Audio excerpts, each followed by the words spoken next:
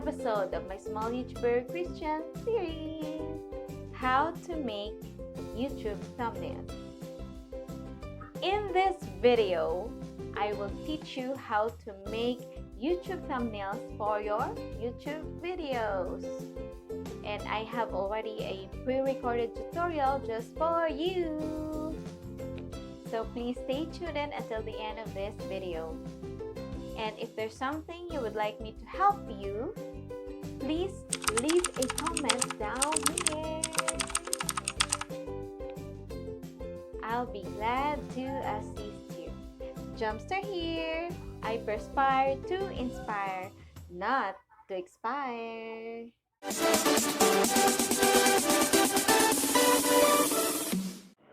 Please subscribe to my channel and click the bell button for notifications. Now, I will show you how to make thumbnails for your YouTube videos. Yung gagawin natin ngayon is yung thumbnail ko for my small YouTuber Christian series sa episode na how to edit videos. First and foremost, ano yung mga apps na ginagamit ko? For taking photos, I use the app B612. Ayan, B612. Kasi nagandahan ako kasi kahit na light lang yung makeup ko, or even if I have a bare face, you can choose there sa sa B612 kung gusto mo na may makeup at anong klaseng makeup yung gusto mo sa face mo. So yun, parang hindi na ako effort to the max para sa makeup. And then for editing photos, yung ginagamit ko na app is PicsArt. So we will start na. PicsArt. And then for editing pala ng thumbnails, ginagamit ko yung Canva. So, let's start na lang na sa paggawa ng thumbnail. Okay, let's go sa PicsArt na app. Okay. Dapat pala na may internet, so turn on natin. So, hindi naka-turn on yung wifi natin. Ayan. Teka lang ha, nagpa-pop up yung mga ano ko. Okay.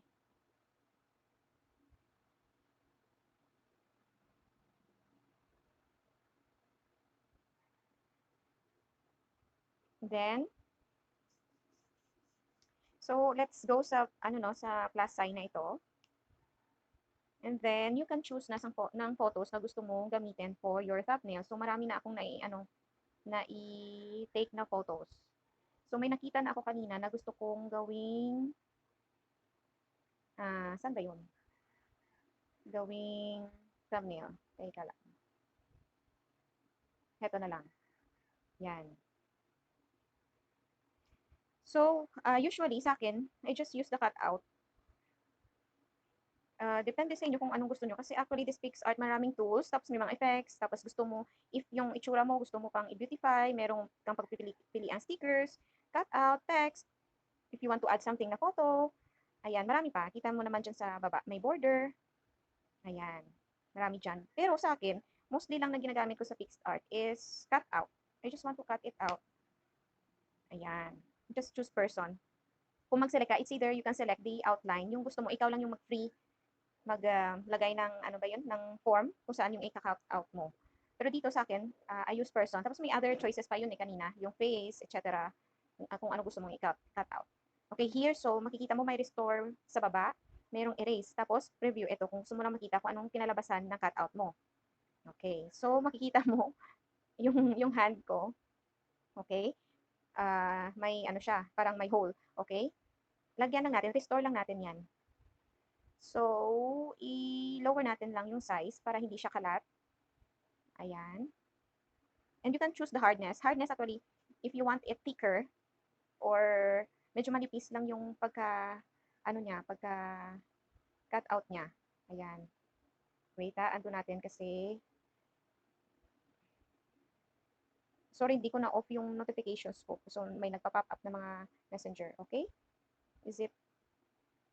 Try natin At kung gusto mong may something na mag-erase, for example, erase mo kasi meron. Example lang kumalat. Ayan. Kumalat siya. Ayan. So, erase mo lang. And then, the same way, you can choose the size, the hardness ng pagka-erase niya.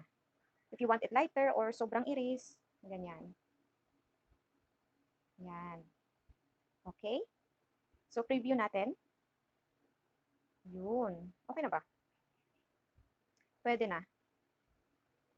And then, cut out natin yung, hindi natin isasama yung yung table sa baba. Teka lang, nakikita yung table yung lining ng table. So, erase lang yan. Erase lang natin. Yan. Yan lang. At konting restore. Yan. Preview. Parang okay na, no? Erase lang ng kaunti. Dito. Hirap kasi, minsan, nasusobrahan yung erase mo. So, good thing may undo lang siya. You can undo or redo what you did. Okay? Review.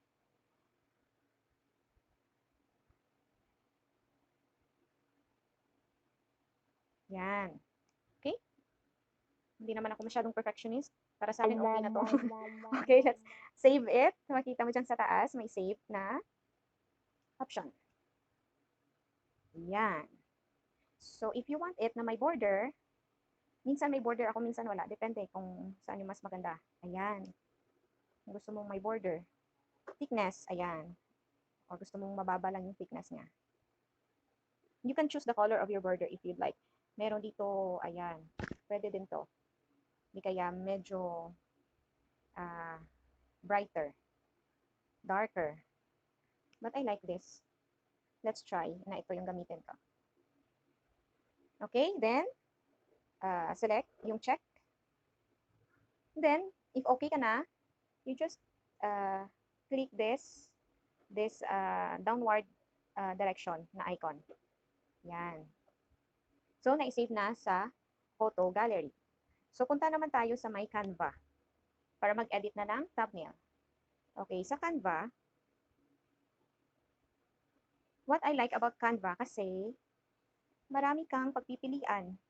Ito, you can choose, actually, kung meron ka gusto mong sa Instagram, so pwede ka dito, pili ka lang ng template, post story, Facebook post, Facebook cover, ayan, marami talaga. And I like Canva kasi it's not hard to edit. Usually, yung pinipili ko, yung free. Kasi naman, wala pa akong budget. Pero actually, yung hindi free, mas maganda sila. So, tiis-tiis na lang muna. Let's try, here lang, example lang na template na lang ito. Kasi ako, since sa Small YouTuber Christian Series, click the edit Sa Small YouTuber Christian Series ko, meron na ako kasi na all throughout of this series, the same background. So, I will just choose yung background. Gusto ko kasing palitan. Depende sa'yo if yung vlog mo is about coffee, so you can use this. Okay, change natin yung ginagamit ko na background for this. Marami na kasi akong na-save ng mga photos at saka videos dito.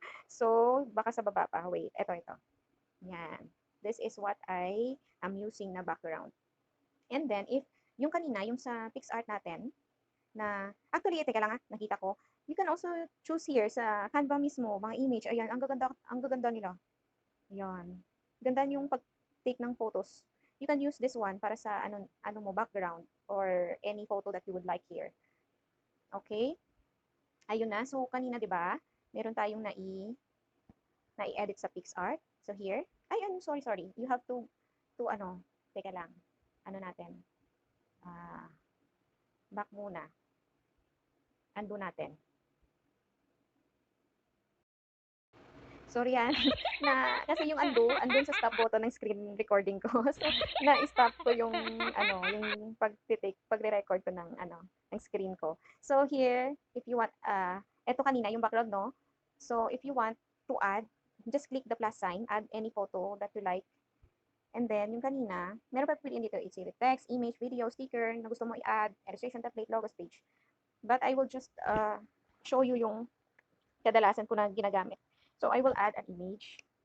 Yung kanina, here. Ayan. And then, pinapalakihan ko yan. Or pwede naman sa Ayan. Move natin to. Dito. I like it better dito.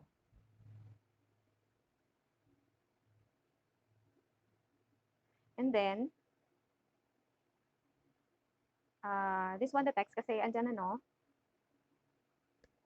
So, sa akin, I like na yung, yung font style. But for you, maybe you can change the font style. Okay, how to edit videos. Ayan. Ito, how to change, no? Kung gusto mong ibang font style, meron dito. Ayan. You can change League Gothic or any here. As in, marami kang pagpipilian. Itong may crown. Nasa premium nila to eh. So, may bayad to. Pero kung free ka, so pili ka lang dyan na walang crown. As in, ang dami-dami. So, for me, it's okay na ito. And then, I think the font size is already okay na yun sa akin. Ayan, 120 or mas malaki pa or maliit lang. Ayan. And then, I will add another text. Ayan, mag-add ng text. So, actually, meron dito na pwede mong pagpipilian ng mga templates ng text. But for me, I just click this add some text of your own. So, pipili lang ako ng other font style.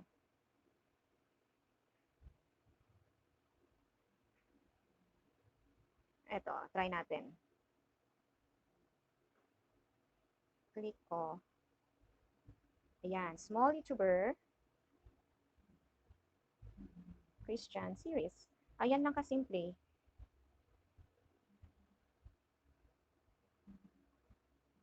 Ayan.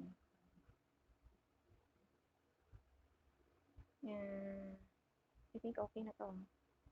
Okay na yun. So, ito na lang. Paliitin na lang natin yung font size. Ayan. And, to change yung, if you want it center or masyadong maliit. Ayan, pwede naman ito. Ay, okay na yun. 50. Yan. Ay, hindi siya. Mas malaki pa. Teka lang. 55.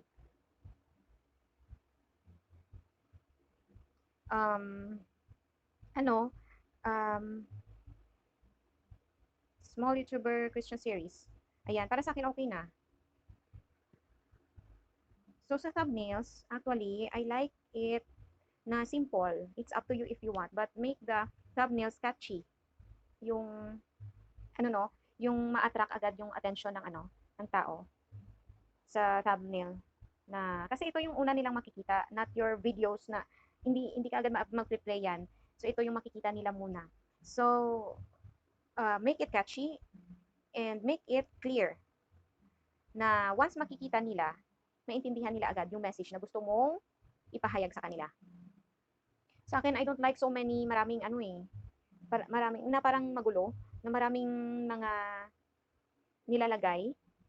But it's up to you kasi if you are that creative na magawa mo naman na organized, na magandang tingnan, so, okay. Pinalitan ko. Ito, mas maganda ba? How to edit my videos. So, yun. Ito lang usually yung ginagamit ko na features.